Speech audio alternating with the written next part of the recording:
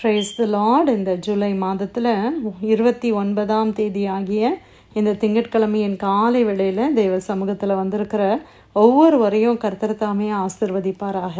இந்த நாளிலும் நம்ம தியானிக்கிற கர்த்தருடைய வார்த்தை நம்முடைய பரிசுத்த வேதாகமத்தில் எபேசியருக்கு எழுதின நிருபம் 6ஆம் அதிகாரம் 2-3 வசனங்கள். Ephesians chapter 6 verses 2 and 3.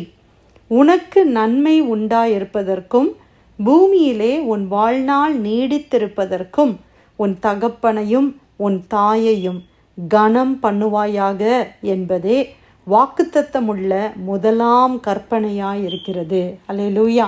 கர்த்தருடைய அருமையான அந்த வார்த்தைக்காக, வசனத்துக்காக கர்த்தரை ஸ்தோத்திரிக்கலாமா? ஆண்டவர் மோசேவுக்கு 10 கட்டளைகளை கொடுத்தார். 10 commandments. அந்த 10 கட்டளைகளில் முதலாவது கட்டளை ஒரு ஆசீர்வாதத்தோடு இருக்கிற ஒரு முதலாவது கட்டளை என்றால் இந்த ஒரு கட்டளை தான், இல்லையா?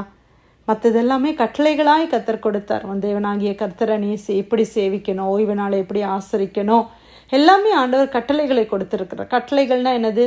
அதை நாம் கடைப்பிடிக்க வேண்டியவைகள். இதெல்லாம் கமாண்ட்மெண்ட்ஸ். கமாண்ட் பண்ணுறார் ஆண்டவர், கட்டாயமாக செய்ய வேண்டியவைகள். சிலது ஆண்டவர் ஆலோசனையாய் சொல்லுவார். இதெல்லாம் கட்டளைகள், கட்டாயம் செய்ய வேண்டியது. ஆமேன். சிலது ஆண்டவர் சொல்கிறாரு, நீ இப்படி இருந்தால் நல்லாயிருக்கும், அப்படி இருந்தால் நல்லாயிருக்கும் அப்படின்னு ஒரு சில காரியங்களை நம்ம சாய்ஸஸ்க்கு ஆண்டவர் கொடுக்குறாரு. ஆனால் இதெல்லாம் பிரமாணங்கள் இல்லை, கட்டளைகள். கட்டளைன்னா என்னது? கட்டளையிடப்பட்டவைகள். அதை நாம் கட்டாயமாக கை கொள்ள வேண்டிய காரியங்கள். இந்த கட்டளைகளில் முதலாவது கட்டளை, அதாவது ஆண்டவர் வாக்குத்தத்தமுள்ள முதலாவது கட்டளை என்னது? இதுதான். என்ன கட்டளை? ஆண்டவர் நமக்கு ஒரு காரியத்தை, இதை நீ கட்டாயம் செய்ய, நான் உனக்கு ஒரு காரியத்தை நீ ஒபே பண்ணால் நான் உனக்கு செய்கிறேன். இப்போ நம்ம பேரண்ட்ஸ் நம்ம பிள்ளைங்கிட்ட சொல்கிறோம்ல, நீ இப்படி பண்ணினா மம்மி இதை செய்கிறேன், நீ இதை முடிச்சிரு மம்மி உனக்கு கொஞ்சம் நேரம் ஸ்க்ரீன் டைம் கொடுக்குறேன், இல்லை வெளியில் பார்க்குக்கு கூட்டிகிட்டு போகிறேன், அதை வாங்கி தரேன் அப்படின்னு நம்ம சொல்கிறோம். இதை நீ பண்ணினா அப்படின்னா என்ன அர்த்தம்? நீ இதை செய்தினா நான் இதை செய்வேன். ஒரு டீல். அந்த மாதிரி ஆண்டவர் நமக்கு கொடுத்துருக்கிற ஒரு கட்டளை என்னது? நம்முடைய தகப்பனையும் தாயையும் கனம் பண்ணுவாயாக. ஆண்டவர் நமக்கு தகப்பனையும் தாயையும் கொடுத்துருக்கிறார். அவர்கள் மூலமாகத்தான் நாம் இந்த பூமியிலே பிறந்திருக்கிறோம். ஒரு சில தாய் தகப்பன்மார்கள் நல்லா ஜெபித்து, நல்ல ஒரு விசுவாசத்தில் இருக்கிறவங்க, நல்ல சாட்சியாக ஜீவியம் பண்ணுகிற ரொம்ப நல்ல தாய் தகப்பனை ஒரு சிலருக்கு கர்த்தர் கொடுத்திருக்கிறார். ஒருவேளை ஒரு சிலருடைய வாழ்க்கையில் அப்படிப்பட்ட பெற்றோர் இல்லாமல் இருக்கலாம். ஒருவேளை ஒரு சாட்சியுள்ள ஜீவியம் அவங்கக்கிட்ட இல்லாமல் இருக்கலாம். பிரியமானவர்களே, எப்படி இருந்தாலும் சரி, என் அப்பா இப்படி, என் அம்மா இப்படி, அதனால் நான் இவங்களை கனம் பண்ணக்கூடாது, அப்படி இல்லை. ஆண்டவர் அப்படி எதுவுமே சொல்லலை. உன் தகப்பனையும் உன் தாயையும் கனம் பண்ணுவாயாக. ஆண்டவர் சொல்கிறாரு, நீ என்ன ஆனாலும் சரி நம்ம அவங்கள கனம் பண்ண வேண்டும்.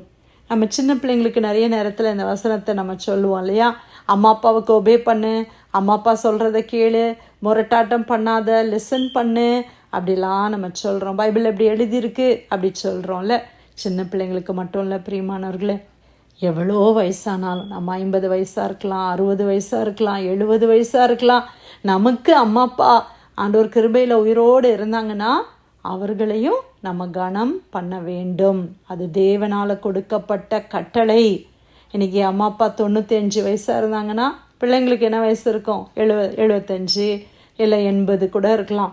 அப்போ அந்த மாதிரியான சிச்சுவேஷனில் அப்படி இருந்தாலும் தாய் தகப்பனுக்கு நம்ம கனத்தை கொடுக்க வேண்டும். எப்படி கனம்?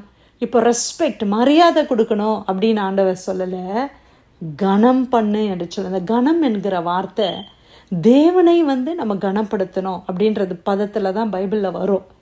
அப்போ நம்ம எப்படி கர்த்தரை கனப்படுத்துகிறோமோ அந்த மாதிரி நம்மளுடைய தாய் தகப்பனையும் நம்ம கனப்படுத்த வேண்டும். அவர்களுக்குரிய கனத்தை நாம் கொடுக்க வேண்டும். என்ன ஆனாலும் அவங்க என்னுடைய பெற்றோர்.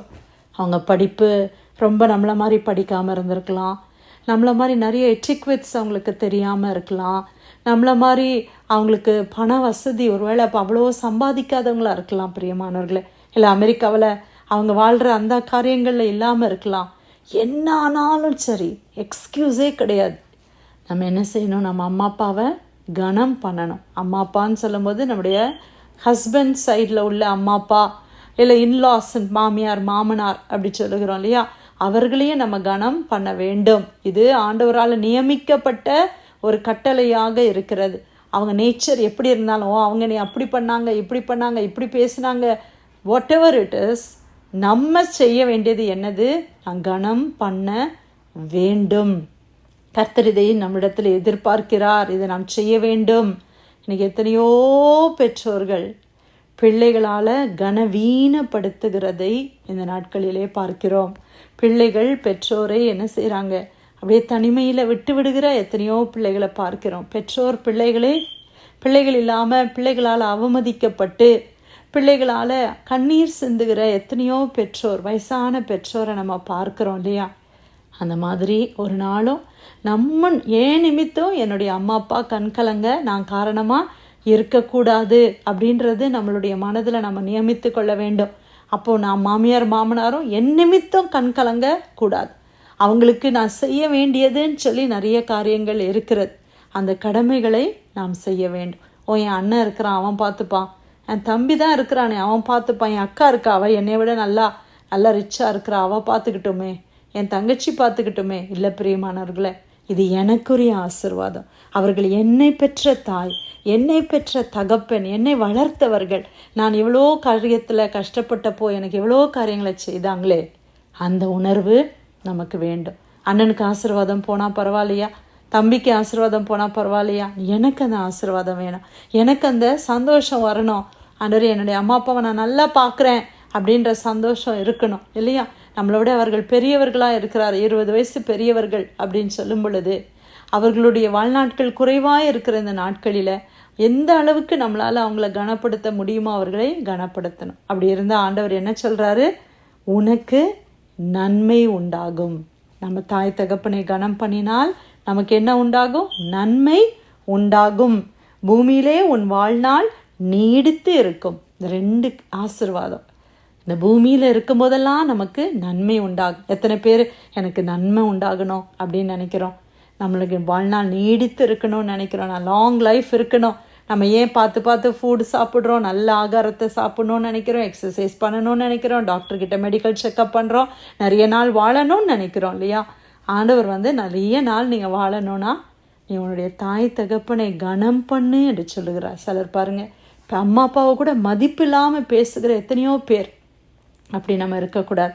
அவர்களை கனம் பண்ண வேண்டும். தேவனை எப்படி நம்ம கனப்படுத்துகிறோமோ அதே மாதிரி நம்முடைய தாய் தகப்பனை கனப்படுத்த வேண்டும். ஆமேன்.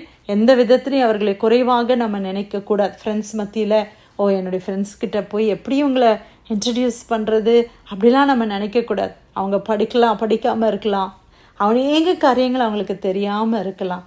நம்மளால் முடிந்ததை அவர்களுக்கு நாம் செய்ய வேண்டும். பணத்தை கொடுத்துட்டா போதும் அப்படி இல்லை பணத்தை கொடுத்துட்டு சிலர் என்ன செய்தீங்க, இவ்வளோ கணக்கு கொடுத்தனே லாஸ்ட் மந்த், எப்படி செலவு பண்ணீங்க அப்படின்னு கணக்கு கேட்கறதற்கு நீங்களும் நானும் யார்? சில நேரத்தில் சில பிள்ளைகள் அப்படி செய்கிறத நம்ம பார்க்குறோம், கேள்விப்படுகிறோம். அதற்கு அவன் பணமே வேண்டாம் அப்படின்னு அவங்க ஒதுங்குகிறத பார்க்குறோம் இல்லையா? அப்படி இருக்கக்கூடாது. தாராளமாக நமக்காக எவ்வளோ கொடுத்தாங்கல்ல, நமக்காக எவ்வளோ செலவு பண்ணியிருக்கிறாங்க, எத்தனை காரியங்களை செய்திருக்கிறாங்க. அதுக்கெல்லாம் நம்ம பணத்தால் ஈடுகட்ட முடியாது. அது அன்பினால் செய்தவைகள். இன்றைக்கி நம்ம பணத்தை கொண்டு நம்முடைய அன்பை கொஞ்சம் பிரதிபலிக்கிறோம், அவ்வளோதான். நம்ம கொடுக்குற கிஃப்ட்ஸு, நம்ம கொடுக்குறதெல்லாம் எதுவுமே அவங்க செய்ததுக்கு நமக்கு ஈக்குவலன்ஸாக ஒன்றுமே கிடையாது. அதனால் பெருந்தன்மையோடு கூட அம்மா அப்பா எப்படிப்பட்டவங்களாக இருந்தாலும் பெருந்தன்மையோடு நம்ம அவர்களை கனப்படுத்த வேண்டும். அப்படி செய்வோமே ஆனால் நம்முடைய வாழ்நாள் இந்த உலகத்தில் நீடித்திருக்கிறது மாத்திரமல்ல, அதில் நன்மையாக இருக்கும். சில நேரத்தில் லைஃப் நல்லா லாங் லைஃப் இருக்கும், ஆனால் சந்தோஷம் இல்லாமல் இருந்தால் எப்படி? அப்படி இல்லை. ஆண்டவர் சொல்றார், உனக்கு நன்மை உண்டாகும், வாழ்நாளும் நீடித்திருக்கும். நம்மளுடைய தாய் தகப்பனை நாம் கனம் பண்ண, நம்முடைய ஹஸ்பண்டுடைய தாய் தகப்பனையும் நாம் கனமாய் நடத்த ஆண்டவர் நமக்கு உதவி செய்வாராக. எபேசியர் 6ஆம் அதிகாரம் 2-3 வசனங்கள். உனக்கு நன்மை உண்டாயிருப்பதற்கும் பூமியிலே உன் வாழ்நாள் நீடித்திருப்பதற்கும் உன் தகப்பனையும் உன் தாயையும் கனம் பண்ணுவாயாக என்பதே வாக்குத்தத்தமுள்ள முதலாம் கற்பனையாய் இருக்கிறது. கத்தர் கொடுத்த வசனத்துக்கு நன்றி செலுத்தி ஆராதத்தை நம்ம ஜெபிக்கலாமா?